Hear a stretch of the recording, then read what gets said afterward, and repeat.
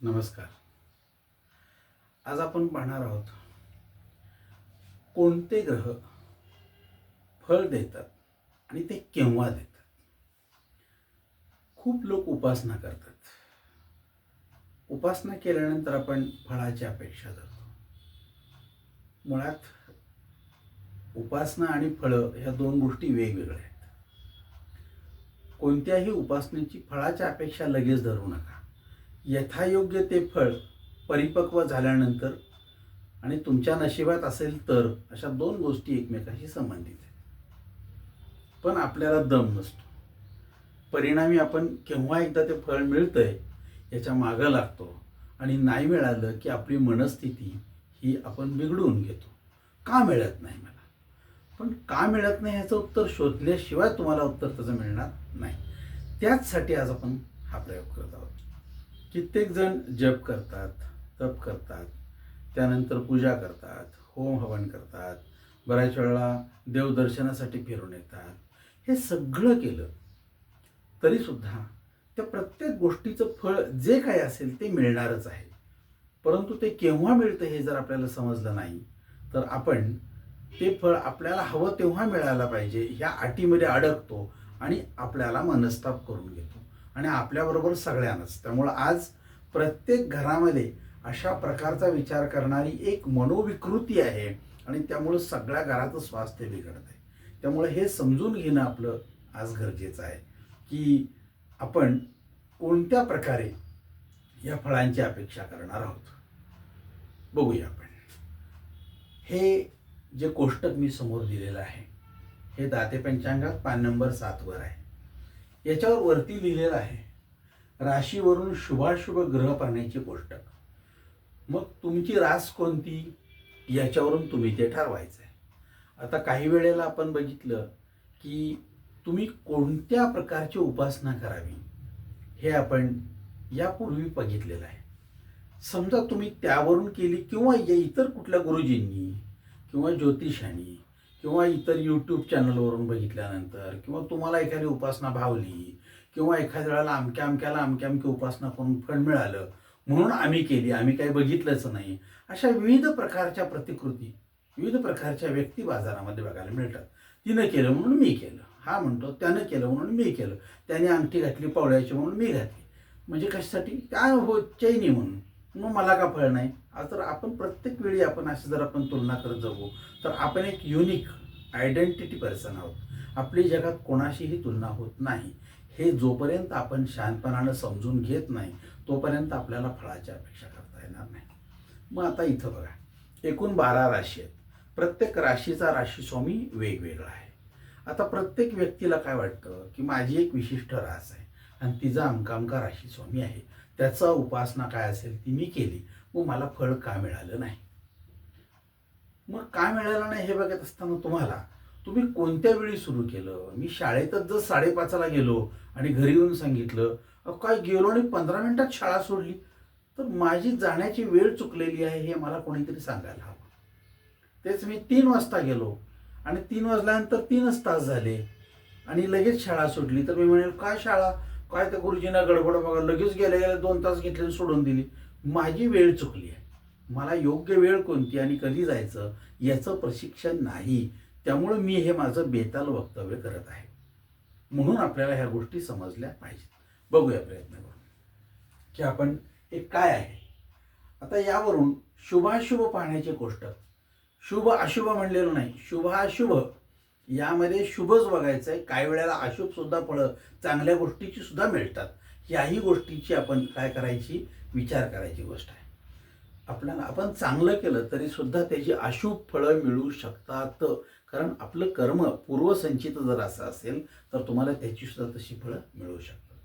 म्हणून आपण एक शुभाशुभ ग्रह पाहण्याची गोष्ट बघत असो. तुम्ही तुमची कुंडली हातात घ्या. तुमच्या असं लक्षात येईल की तुमच्या कुंडलीमध्ये चंद्र कुठल्या स्थानामध्ये आहे. 1 मध्ये असेल तर तुमची मेष रास, तिचा स्वामी रवी. 2 मध्ये असेल तुमची वृषभ रास, तिचा स्वामी शुक्र. 3 मध्ये असेल तर तुमची रास मिथुन, तुमचा स्वामी बुध. 4 मध्ये असेल चंद्र तर तुमची रास कर्क, तिचा स्वामी चंद्र. 5 मध्ये असेल तर तुमची रास सिंह, तिचा स्वामी रवी. 6 मध्ये असेल तर तुमची रास कन्या, चंद्र 6 अंकामध्ये आहे तर तुमची रास कन्या, तिचा स्वामी बुध. 7 मध्ये असेल तर तुमची रास तूळ, तिचा स्वामी शुक्र. 8 मध्ये असेल तर तुमची रास वृश्चिक, तिचा स्वामी मंगळ. 9 मध्ये असेल तर धनुरास, तिचा स्वामी गुरु. 10 मध्ये असेल तर 10 मध्ये समजा तर मकर रास, तुमचा स्वामी शनी. 11 मध्ये असेल तर कुंभ, तुमचा स्वामी शनीच. आणि 12 मध्ये असेल तर मीन रास म्हणायचं आणि तुमचा स्वामी आहे परत गुरु. आता आपण बघत आहोत की मेष राशीचा स्वामी मंगळ, वृषभ राशीचा स्वामी शुक्र, याप्रमाणे आपण बघत आहोत. आता आपल्या लक्षात येईल की या चार्टकडे आपण एकदा बघूया. 1, 2, 3 इत्यादी असलेले अंक जन्म राशीपासून ग्रहस्थित राशीपर्यंत संख्यादर्शक समजावे. याचा अर्थ असा की तुम्ही तुमच्या हातात तुमची कुंडली आहे, त्याचवेळी तुम्हाला चालू महिन्याचं किंवा चालू वर्षीचं जे पंचांग आहे त्यातलं चालू महिन्याचं पान काढता आलं पाहिजे आणि मग तुम्ही त्याचा विचार केला पाहिजे. बघा, आता उदाहरणार्थ मी तुम्हाला सांगतो. आज आपण बघत आहोत की कुंडली तुमच्या हातात आहे. तर माझ्या हातात एक कुंडली आहे, तिच्यामध्ये 2 ह्या अंकामध्ये चंद्र आहे. याचा अर्थ असा की त्या व्यक्तीची रास वृषभ आहे.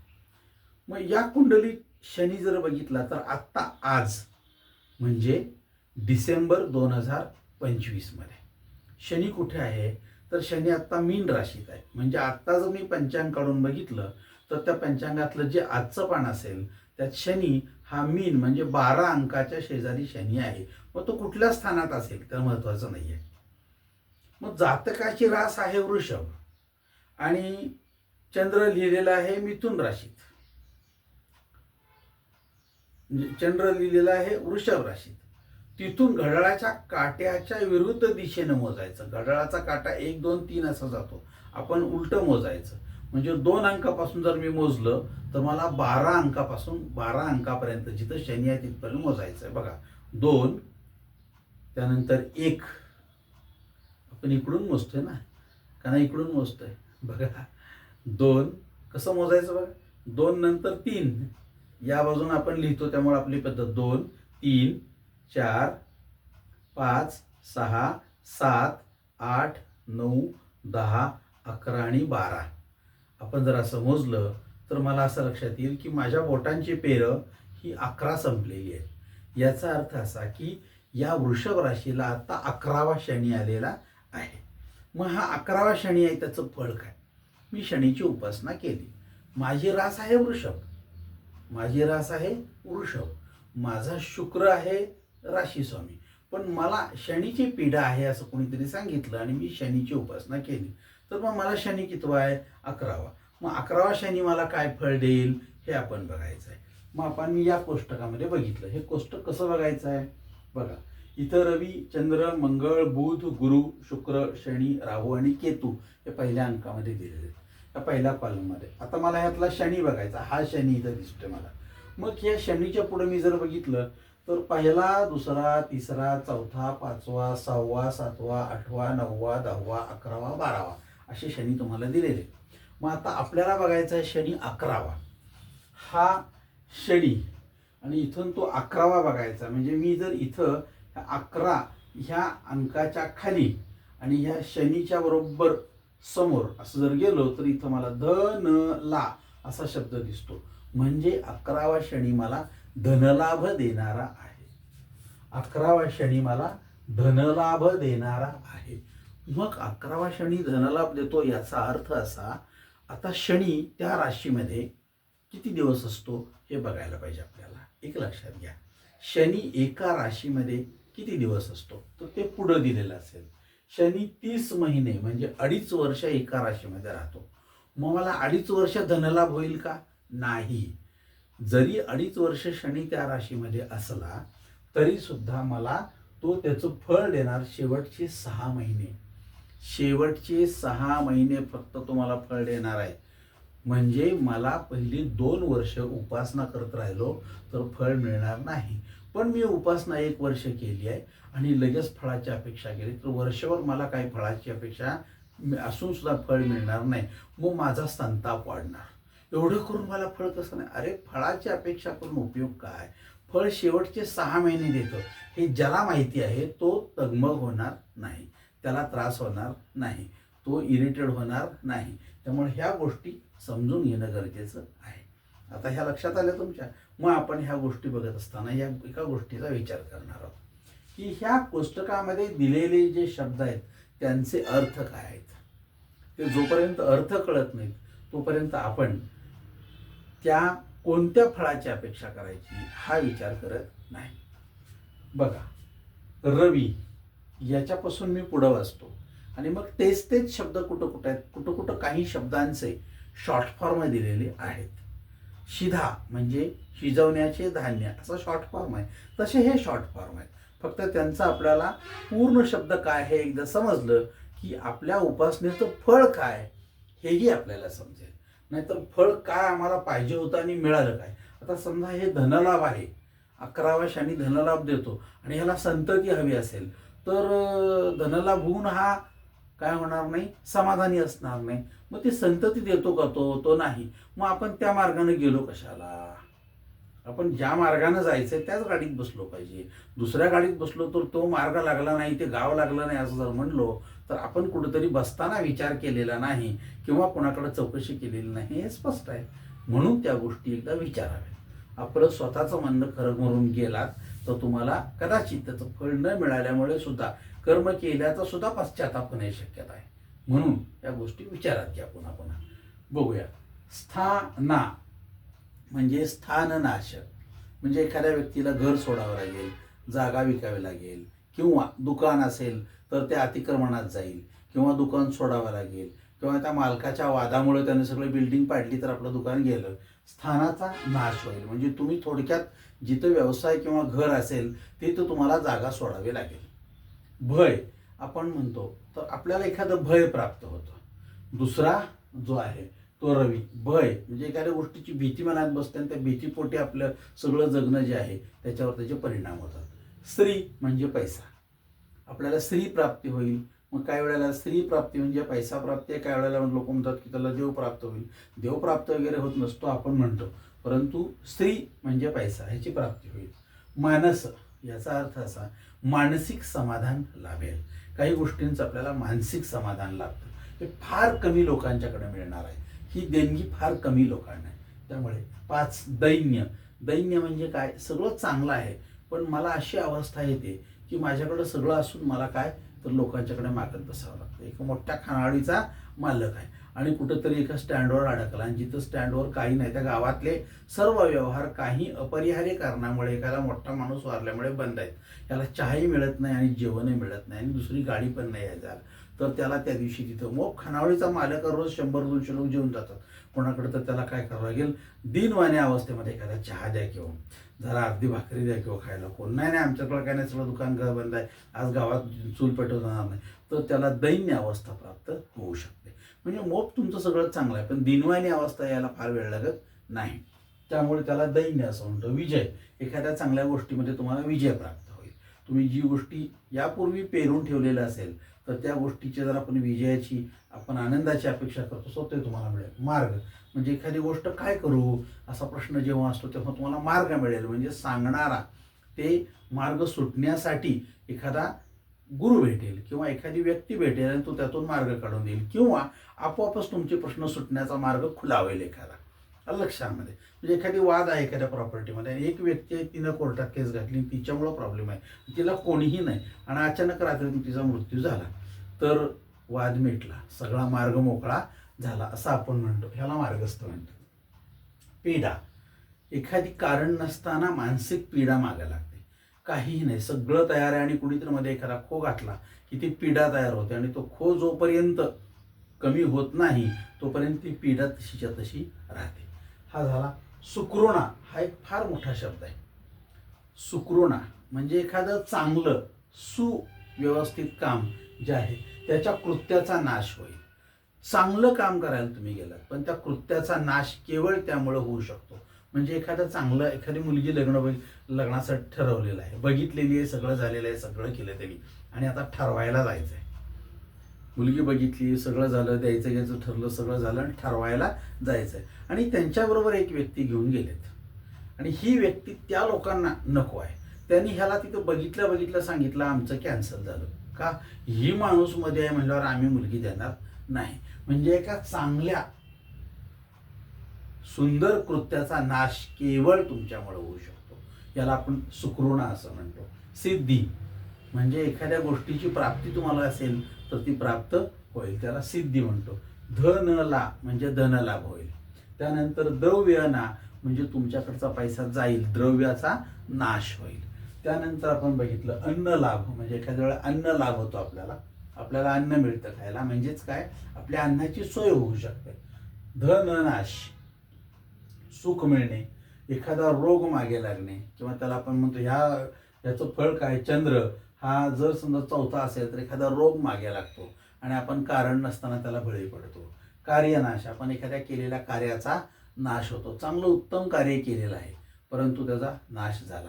एखाद्या मुलाला ॲडमिशन मिळत नाही, मग सगळे प्रयत्न करून त्या साहेबांना सांगून अमक्याला तमक्याला आमदारांचं पत्र, अमक्याचं पत्र, 4 पैसे इकडून देऊन गोळा करून त्याला ॲडमिशन घेऊन दिलं आणि 1 महिना झाला आणि महिन्यानंतर तो मुलगा म्हणला मला नको आहे, मी सोडणार आहे. का नको, मला मी सोडून दिलं, राजीनामे काय शाळा नको म्हणून सांगितलं आणि दाखला घेऊन आलो. म्हणजे काय झालं तर तुमच्या कार्याचा नाश झाला. तुम्ही एवढं चांगलं काम केलं पण त्याचा नाश झाला. धन लाभ, स्त्री लाभ याचा अर्थ असा, स्त्री लाभ याचा अर्थ असा की स्त्री मिळणार नाही, स्त्रीपासून लाभ होऊ शकेल. आलं लक्षामध्ये. रोग, एखादा रोग मागे लागेल. राजभय, कारण नसताना एखादी शासकीय योजना किंवा शासकीय व्याप याच्यामध्ये आपण अडकू आणि आपल्याला त्रास होऊ शकेल. म्हणजे यापूर्वी आपण एखादं कृत्य केलेलं असतं, जे रिटायर झाल्यानंतर एखाद्या माणसाला आता काय संबंध नाही म्हणतो, पण त्याने केलेल्या कृत्यामध्ये कुठंतरी एखादी फाईल रिओपन होते आणि त्याला पुन्हा धरून आत घातलं जातं, त्याला आपण म्हणतो की राजभय. त्यानंतर सौख्य, सुख मिळतं एखाद्या गोष्टीचं आपल्याला. त्यानंतर धनलाभ, धनक्षय हे नेहमीचे शब्द आहेत. शत्रुभय, एखाद्या शत्रूपासून भय निर्माण होणे, म्हणजे कोणीतरी धमकी देणे किंवा एखादी गोष्ट कोणीतरी आपल्या विरोधात करत आहे असं आपल्या मनात आलं तरी सुद्धा आपल्याला शत्रुभय प्राप्त होतं. धनलाभ हा धननाश, हा धनलाभ, शत्रुभय, धनलानाश, धनलाभ, धननाश, शत्रुभय. शत्रुपी म्हणजे काय तर एखाद्या शत्रूपासून आपल्याला पीडा उद्भवते. शत्रुपी म्हटलंय, शत्रुपीडा.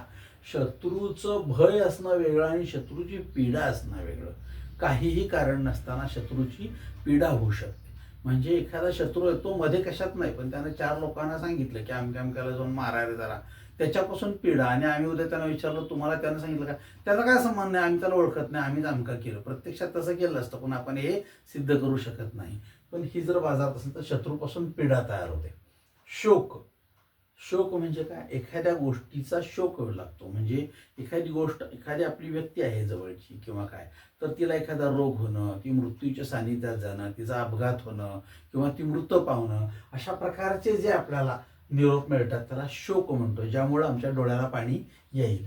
त्यानंतर धनलाभ, धनक्षय, धनक्षय म्हणजे आमच्याकडचा पैसा संपुष आहे. धननाश आणि धनक्षय याच्यामध्ये थोडा फरक आहे. धननाशामध्ये पैसा नाश पावतो, संपतो, पण धनक्षयामध्ये सगळाच कंगाल होतो माणूस. असा असेल तर त्याला धनक्षय असं म्हणतात. बंधन, एखादी व्यक्ती एखाद्या बंधनात अडकते, म्हणजे लग्नासारखं बंधन असेल किंवा एखादा नोकरी नाही नोकरीत लागला तर त्याला बंधन असं म्हणतो. अशा एखाद्या बंधनात लागते आणि मग आपण त्या बंधनामध्ये अडकून राहतो. धनलाभ, शत्रुभय, पशुलाभ. पशुलाभ याचा अर्थ असा की आपल्याला एखादा पशु मिळतो किंवा आपण एखाद्या पशुच्या सानिध्यात जातो आणि मग आपल्याला त्या पशुचा लाभ व्हायला सुरुवात होते. सुख, स्थान लाभ म्हणजे एखादी जागा मिळणं किंवा एखादं दुकान पाहिजे असताना आपल्याला आपोआपच मिळणं, त्याला स्थान लाभ म्हणतात. म्हणजे हे स्थाननाश, तसं हे स्थान लाभ. पीडा उद्भवते कोणाकडून तरी काहीतरी कारणानिमित्त. धनलाभ, पीडा, सौख्य, धनलाभ, धननाश. एखाद्या गोष्टीतून उत्पन्न झालेलं भय, धनलाभ. क्लेश, क्लेश म्हणजे काय तर आपल्यातल्या आपल्यात काही कारण नसताना कोणीतरी एखादी ठिणगी टाकतं आणि आपलेच लोक आपल्या विरोधात भांडायला उभारतात. खरं तर भांडण्याचं काही कारण नसतं परंतु क्लेश तयार होतो. तू असा म्हणाला, मी असं म्हणालो, कारण काहीही नाही तर कोणीतरी आपल्याच लोकांना पेटवतं. त्यामुळे याचं कारण असं की आपल्याकडे उदबत्त्या भरपूर आहेत, म्हणजे उदबत्त्या कमी आहेत आणि फटाके जास्त आहेत. आपले लोक सगळे फटाके असतात, कोणीतरी ह्याची नुसती वात पेटवतं आणि हे सगळे फटाके फाटफाट फाटफाट फाटफाट वाजायला लागतात आणि मग त्या फटाक्याचा काय होतं, नुसता धूर तयार होतो आणि त्या धुरामध्ये काहीही मिळत नाही. धड तुलाही नाही मलाही नाही, आपले सगळे संबंध बिघडून जातात आणि उदबत्ती लावणारा लांब बाजूला जाऊन राहतो. पण आयुष्यात सर्वात शेवटी कळतं आपण गमावलं काय. त्यामुळं आपल्याला जर समजा या क्लेशापासून वाचायचं असेल तर 10 वेळा विचार करा की आपलं तोंड बंद ठेवणे, कोणालाही जास्त न बोलणे आणि कोणाशी भांडायचं नाही हे ठरवून जगणे. धननाश, तर बऱ्याच वेळा क्लेशामध्ये होतं कसं, भांडणारी सुद्धा व्यक्ती 2 GB पेनड्राईव्ह असतो, कोणीतरी पेटवलं की पेटला, फटाकड्याला काय कळतंय. तर आपण सुद्धा कोणाशी वाद करत असताना तारतम्य विचार करून योग्य अयोग्य आहे का, आपल्याला पेटवलं जात नाही ना, हा विचार करून जगायला पाहिजे. पण आपल्यावरती संस्कार नाही, त्यामुळे आपण तसं जगत नाहीये, त्यामुळे आपल्या जगण्यातली ती त्रुटी आहे. एखाद्या म्हशीला किंवा गुराला जर शेपूट पिरगडून छव म्हणलं तर ते कोणाच्या तरी अंगावर जातं, तशी माणसाची अवस्था आहे. त्यामुळे आजही आपण man is an social animal, प्राणीच आहोत. कुत्रा आहे भुंक छव म्हणलं की ते पळतं बघा, कुणाच्या मागं गेलं कळत नाही. आज माणसांची अवस्था त्यापेक्षा वेगळी काही नाही. धननाश, सुख, शोक, राजमान्यता, एखाद्या गोष्टीला राजमान्यता म्हणजे तुमच्या कामाची दखल घेतली जाते. मृत्यू पीडा, आपल्याला काय होतं, इतकी अवस्था वाईट येते की काय आत्महत्या करावी की काय, यातनं मार्ग सोडायला नाही बाबा असे विचार येऊ लागतात. सौख्य, सुख मिळतं एखाद्या गोष्टीचं. दैन्य म्हणजे आपली अवस्था अशी येते की ना घाटका ना घर का, कुठंच आपल्याला काय आसरा मिळत नाही किंवा त्या गोष्टीची व्यवस्था होत नाही. धनलाभ, पीडा. त्यानंतर शत्रुनाश, आपला जो शत्रू आहे त्याचं आपल्यापेक्षा वाटोळं झालं किंवा तो मृत पावला किंवा सोडून गेला किंवा त्यानं शत्रुत्व सोडलं, अशा गोष्टी होऊ शकतील. धनलाभ, सौख्य, धनलाभ, पुत्रलाभ, याचा अर्थ मुलगाच होईल अशातला भाग नाही, परंतु पुत्रलाभ याचा अर्थ असा की आपला पुत्र आपल्यापासून लांब गेलाय, दुरावलाय, तर कदाचित त्याचे गैरसमज कमी होतील आणि तो पुन्हा आपल्याबरोबर व्यवस्थित राहू शकेल. शत्रुभय, शत्रूपासून भय. शोक, धनलाभ, वस्त्रलाभ म्हणजे कपड्यांचा लाभ, म्हणजे आयर मिळेल अशातला भाग नाही. तर वस्त्र याचा अर्थ असा की आपल्याला वस्त्र लाजेसाठी आपण ते वापरतो. म्हणजे एखाद्या गोष्टीबद्दल आपल्याला आता काय करावं असा प्रश्न येतो तेव्हा कोणीतरी येतं आणि आपल्याला त्या गोष्टीपासून वाचवतं, ह्याला सुद्धा वस्त्रलाभ असं म्हणतात. त्यामुळे दुखोटा काढताना बाबा रे एखाद्याचे वडील वारले तर त्या 12व्या दिवशी त्याच्या अंगावर एखादं वस्त्र टाकलं जातं, म्हणजे तो काय अवघडा असतो अशातला भाग नाही. तर तू काळजी करू नकोस, तुझे आज वडील वारले तरी सुद्धा वडिलांची जागा घेण्यासाठी वडीलकीच्या या नात्यानं आम्ही सगळे तुझ्या पाठीशी आहोत असं म्हणून तो टाकतो. यालाच वस्त्रलाभ असं म्हणतात. म्हणजे आपल्याला चांगली माणसं आपल्या पाठीशी उभी आहेत असं मिळतं आणि ते म्हणतात की आम्ही खरोखरच पाठीशी आहे, त्याला वस्त्रलाभ असा शब्द वापरलेला आहे. दुःख, आपल्याला मिळणार दुःख. दैन्य, धनलाभ, धनलाभ. भय, धननाश, ऐश्वर, एखाद्या गोष्टीचं ऐश्वर मिळतं. शत्रुभय, पीडा, धनलाभ. दोष, एखादा कारण नसताना दोष मागे येतो. त्यानंतर पीडा, धर्मक्षय. धर्मक्षय म्हणजे असं एखादं कृत्य आपल्या हातून होतं की जे आपण करायला नको होतं आणि त्यामुळं आपण विनाकारण बदनाम होतो. म्हणजे काय बघा, विनाकारण बदनाम, काहीही प्रश्न नाही असं जर असेल तर त्याला धर्मक्षय असं म्हणतात. धर्मक्षय म्हणजे धार्मिक दृष्टिकोनातून एखादी गोष्ट करायची असते तर ती आपण चुकीच्या पद्धतीनं करतो, त्याला धर्मक्षय असं म्हणतात. दौर्मन म्हणजे दमन, एखाद्या गोष्टीत कारण नसताना दमन होतं. दमलो आपण म्हणजे काय, काय दमवलं माहिती का आम्हाला, काहीही कारण नाही. एक फाईल असते एखाद्या ऑफिसमध्ये दिलेली आणि झालं फक्त साहेबांची सही राहिलेली आहे आणि ती मिळेल, आपल्याला इतकं इझी आणि सोपं वाटतं. पण ह्या माणसानं 6 महिन्यात गेल्या 5-25 चक्रा टाकल्या तरी सुद्धा साहेब बघूया करूया, थोडं काम आहे, थोडं राहिलंय, तपासायचं आहे, असं करून त्याला दमवतात. त्यांचा खरा हेतू काय असतो, काहीतरी प्राप्त करणे. हे आपल्याला समजत नाही शेवटपर्यंत. असं असेल तर त्याला दमन असं म्हणतात. आज हजारो लोकांचे असे दमवण्याचे प्रश्न या देशामध्ये चालू आहेत आणि त्याला दमवलं जातं. ह्याला सुद्धा कारण काय असलं पाहिजे, तर ते कारण हे असलं पाहिजे. धनलाभ, धननाश, हानी, एखाद्या गोष्टीपासून आपली हानी होते म्हणजे आपला तोटा होतो. धननाश, धनलाभ. वैर, कारण नसताना एखादा माणूस वैर करायला लागतो, गैरसमजातो, काहीही कारण नाही. शोक, स्त्री, पैसा. कलह म्हणजे आपण सुद्धा भांडणच, काही कारण नाही, आपण त्यात नव्हतो तरी पण आपल्यावरती येतं की तूच केलं असणार, तुझ्याशिवाय दुसरं कोण करताय, असा गैरसमज होतो आणि त्यातून कलह होतो. एखाद्याचा मृत्यू म्हणलंय तर मृत्यू याचा अर्थ मरण नव्हे, तर मृत्यू म्हणजे आपल्याला जगू नये अशा स्वरूपाची परिस्थिती तयार होणे, ह्याला मृत्यू असं म्हटलेलं आहे. मृत्यू पीडा पण तोच प्रकार आहे. दुरित, दुरित म्हणजे काय तर गरिबी. अतिशय दैन्य अवस्था येणं, वैर, शोक, दुःख, रोग, वैर, सुख, भय, सुख, धन, धन म्हणजे धन मिळणे, गमन म्हणजे जाणे, कुठंतरी जाण्याचा काही कारण नाही, कोणीतरी गाडी घेतं आणि जातं आणि आम्ही सगळे चाललोय कुठं, हे चारीधाम करायला, एक गाडीत जागा आहे, मी पैसे भरतो, चल, अरे बापरे, मोफत गमन योग, असे खूप लोकांना मिळतात. आणि असे खूप लोकांना मिळतात म्हणजे अशी नशीबच तशी लागतात. एक बाई आहे, त्या म्हणल्या मला चारीधाम करायची यात्रा मला गरज वाटते, कधीतरी जावं असं लय वाटतंय आयुष्यात एकदा. आता त्यांचं वय 50-55च्या आसपास आलेलं आहे. मग आता काय करणार, काय चार घरची स्वयंपाकाची कामं करतो. आणि नेमकं त्यांना असा एक माणूस भेटला की मॅडम तुम्ही स्वयंपाकाची कामं करता त्यापेक्षा आमच्या गाडीबरोबर या, आपण चारीधाम यात्रा करायला गाडी घेऊन जातो. तुम्ही फक्त काय करा, गाडीत आमच्या कामा लोकांचं कुठं थांबलो म्हणजे पोहे उपीट काय खायला द्यायचं, भात आमटी सगळं स्वयंपाकाचं काम करा, आम्ही सगळं मदत करतो. बरी चालाकी येते. आता ती एकदा जाऊन आली आणि तिला इतकी गोडी लागली की ती म्हणली दर वेळेला मी जाऊन येते. आत्तापर्यंत मी चारीधामची यात्रा 20 वेळा केली. मला सांगा, आपल्याला एवढं पुण्य, पैसा न खर्च करता त्यांचं जेवण करून ह्या गोष्टीला सुद्धा गमनाचे योग असावे लागतात. रोग, पाप, म्हणजे आपल्या हातून एखादं पाप घडतं आणि आपण म्हणतो आपल्या हातून ते घडलं. आज हजारो घरातून मुलगा पाहिजे ह्या एका चुकीच्या वास्तवापोटी किती मुलींना मारलं आपण. ते पाप नव्हे का? नाही नाही नाही, ते कुणाला कळलं नाही, कुणाला कळलं नाही, पण तिथं नोंद होती त्याचं काय बाई. घरचे सगळे तुझ्यात सामील आहेत, सगळे नालायक डॉक्टर त्यात सामील आहेत, सगळं करणारे एजंट सामील आहेत, हे सगळं चोपून घेणारे, सगळं दाबणारे पोलीस अधिकारी, त्यानंतर गावचे पोलीस पाटील, त्या सगळ्या ह्या गोष्टी बघून सुद्धा डोळे झाक करणारे जिल्हा शल्य चिकित्सक, सगळ्यांना माहिती आहे, पण सगळे गप बसतात. तोंडाला नोट लावली की सगळे गप बसतात. असं जर होत असेल तर ह्या पापात सगळे सहभागी आहेत. करणारा माणूस एकटा, पण ह्या पापात सगळे सहभागी आहेत. या सगळ्यांचं काय असलं पाहिजे फलित, तर पाप. तुमच्या हातून ते पाप घडणार आणि तुम्हाला ते फेडावं लागेल, एक दिवस फेडावं लागेल. काळजी करू नका, अजून ते भरलेलं नाहीये. पपई किंवा आंबे काढले तर लगेच खायला येत नाहीत बघा. त्याचा रस यायला आणि ते आंबा पिकायला वेळ लागतो, तोपर्यंत त्या आडीमध्ये घालून ठेवायची. नशिबाची आडी मोठी आहे, जरासा वेळ लागतो, पण हे पाप 100% भरावं लागेल, फेडावं लागेल, आज नाही उद्या. शोक, एखाद्या गोष्टीचा शोक होतो. कीर्ती, तुमच्या एखाद्या कार्याची कीर्ती तयार होते आणि तुम्हाला त्यापासून फायदा मिळतो. आणि शत्रुभय, ह्या सगळ्या गोष्टी आपण यात बघितल्या. आता ह्या गोष्टींचा आपल्याला काय होणार आहे, फायदा होणार आहे. परंतु प्रत्येकाचं वैशिष्ट्य वेगळं आहे. रवी असेल तर तो फक्त 1 महिना एका राशीत राहतो, एका महिन्यानंतर रवी बदलतो. मग एका महिन्यात जर रवी बदलत असेल, दर महिन्याच्या 14 तारखेला ते 15 तारखेला रवी बदलतो, परंतु तो 5 दिवस फक्त शेवटचे, फक्त 5 दिवस फळ देतो. शनी, चंद्र हा 2.25 दिवस आहे, तर शेवटचे 3 घटका म्हणजे 15 ते 20 मिनिटाचा कालावधी, ते जाणवत पण नाही आपल्याला फळ दिलेलं. 1.5 महिना मंगळ एका राशीत राहतो, मग पहिले 8 दिवस तो फळ देतो. एक राशी 1.5 महिना राहतो, फक्त 8 दिवस पहिले फळ देतो.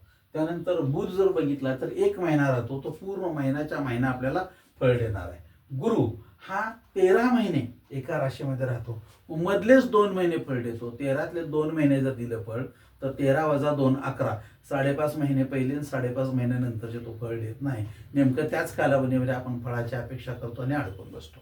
त्यानंतर शुक्र हा 1 महिना फक्त एका राशीत राहतो, मधले 7 दिवस फळ देतो. म्हणजेच काय, तर 30 वजा 7 जर बघितलं तर 23, म्हणजे 11 दिवस पहिले 11 दिवस नंतर हा बिचारा फळ देत नाही. राहू आणि केतू हा एकच प्रकार आहे.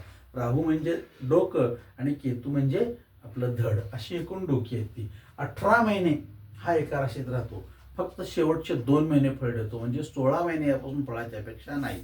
या पद्धतीनं जर आपल्याला हे समजलं असेल तर आपलं आत्ता कोणता ग्रह आणि कितवा आहे हे बघितल्यानंतर तो फळ कधी देणार हे जर लक्षात आलं तर तुम्ही त्या फळाची अपेक्षा तिथपर्यंत करा. नाही तर फळाची अपेक्षा करत तुमचा फार मोठा काळ जातो आणि आपल्याला निराश होतं आणि मग मानसिकदृष्ट्या मनोविकृत होऊन आपण मला फळ का नाही, तर तुला फळ का नाही म्हणजे फळ तुझं परिपक्व व्हायचं आहे. काल झाडावर आंबे काढले म्हणजे आज लगे आमरस करता येतो असं जर लहान मुलं म्हटली तर मी त्याला म्हणलं वेडा जरा पिकू दे ना. मग मला उद्या पाहिजे, उद्या पण पिकणार नाही. ते पिकणार कधी हे मला पण माहीत नाही. ते आंबे आडीत घालून ठेवलेले आहेत, तर हे इथं हे पिकणार कधी हे आपल्याला कळतं. आणि पिकले तर काढले तर ते चांगले निघाले पाहिजेत पुन्हा. ह्याही गोष्टी परत नशिबाच्या आहेत. त्यामुळे ह्या गोष्टीचा एकदा अभ्यास करा. आपल्या राशीचं फळ आपल्याला पाहिजे असेल तर आपल्याला कधी मिळणार आहे आणि चांगलं मिळणार का वाईट मिळणार हे जर एकदा समजलं किंवा एखाद्या गोष्टीचं फळ चांगलं मिळणार आहे तर आनंदी आहे, वाईट मिळणार असेल तर ती गोष्ट करायची का नाही याचा विचार करून आपण त्या गोष्टींचा अभ्यास करू शकतो. आभारी आहे. प्रयत्न करा, जास्तीत जास्त आनंदी राहा, जास्तीत जास्त आपलं फळ कसं आहे बघा. चुकीचं फळ मिळणार असेल तर त्या मार्गाने जायचा प्रयत्न करू नका, प्रयत्न करा.